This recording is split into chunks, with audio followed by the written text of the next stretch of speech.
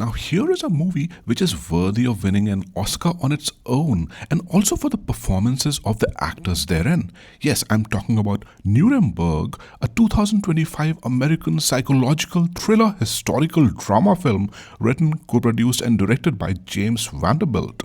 It is based on the 2013 book The Nazi and the Psychiatrist by Jack L. High.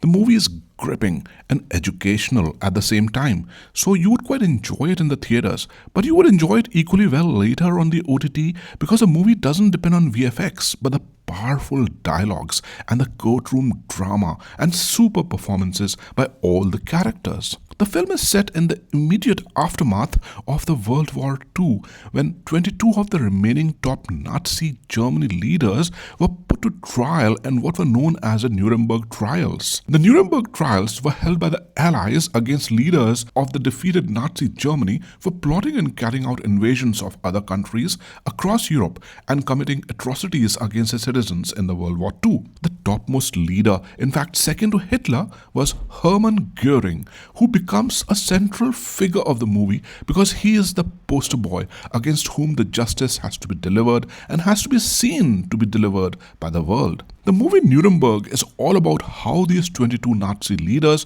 were put in jail, how they were treated and protected, including measures to prevent them from committing suicide, how the preparations for the trial were done in circumstances of the yet absent international laws against war crimes, and to try to find out how Hermann Goering would try to defend himself. Of course, the 22 leaders could have been summarily executed, but the Allies did not want to create martyrs out of them, and that is why these trials were conducted, and that is what the movie Nuremberg is all about. So the psychiatrist Douglas Kelly is brought in from US to Nuremberg to assess the 22 leaders, primarily Hermann Goering, and ensure that they are fit for trial and also get into their minds to find out what they're thinking. The role of the military psychiatrist is played brilliantly by Rami Malek. I mean, we all know he's a talented actor, but he immediately settles down into his character and makes it look very authentic. The movie doesn't hide his almost ulterior motive of writing a book on these Nazi leaders based on his interactions to make some money later, but the way he interacts with Hermann Goering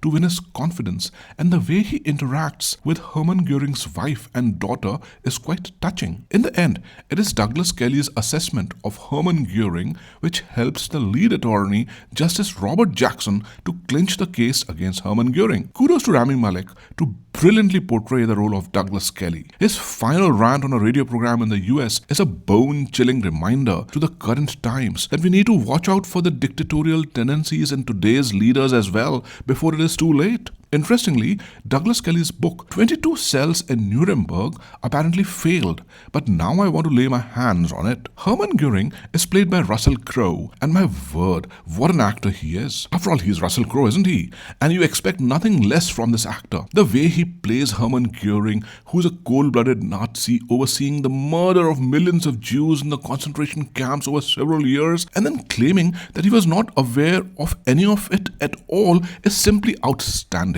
His interactions with Rami Malek gives the audience a wonderful chance to see the two actors in tango trying to outwit each other, and it is a treat to watch. Hermann Goering is cocky and regal, even in his surrender when he comes out of his car with guns pointed at him and he gets out and speaks in German that his luggage is in the trunk of the car. Likewise, when he's put on the stand in the courtroom, the way he first poses for the photographs is amusing as well as very provocative for a man who presided on the murder of millions of Jews. There's a brilliant scene when the justices arrive in the courtroom and all rise command is given. Everybody gets up, but Hermann Goering, played by Russell Crowe, keeps sitting and gets up only after a few moments after everybody has stood up. And then when everybody sits down, he keeps standing for a few moments after everybody sits down. This depicts his silent protest at what he considers a mock trial, as well as him showing that he is the last Nazi standing. Likewise, when he puts his sunglasses on when the concentration camp's footage is being shown,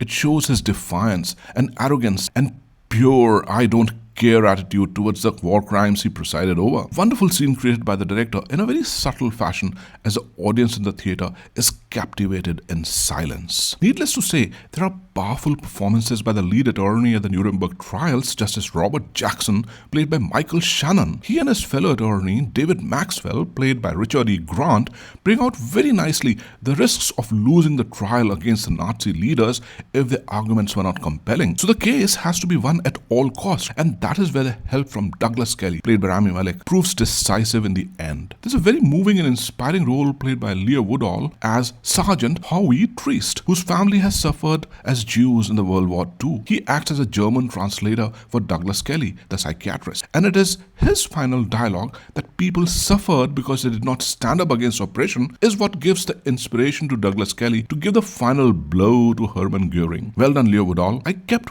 wondering where I had seen Leah Woodall before, and then it struck me that he was the boy in the movie Bridget Jones' Mad About the Boy. We must watch out for him in the future. There is even some humor thrown in the movie. The audience bursts into peals of laughter when the prison jailer Burton, played by John Slattery, pulls up Douglas Kelly and his fellow rival psychiatrist for fighting with each other, saying, "For God's sake, you're supposed to be mental health professionals." The funny part about the movie is that you almost start falling in love with Hermann Goering, the Nazi leader, as Douglas Kelly interacts with him and his family. These interactions between Russell Crowe and Rami Malek, which introduce us to Herman's beautiful wife and piano-playing young daughter, generate a lot of sympathy, and you almost forget that he is a cruel, cold-blooded Nazi leader. You almost start rooting for Hermann Goering before the director shows us a brutal, heart-rending black and white footage at the courtroom from the concentration camps, which depicts graphically how the Jews were starved, killed,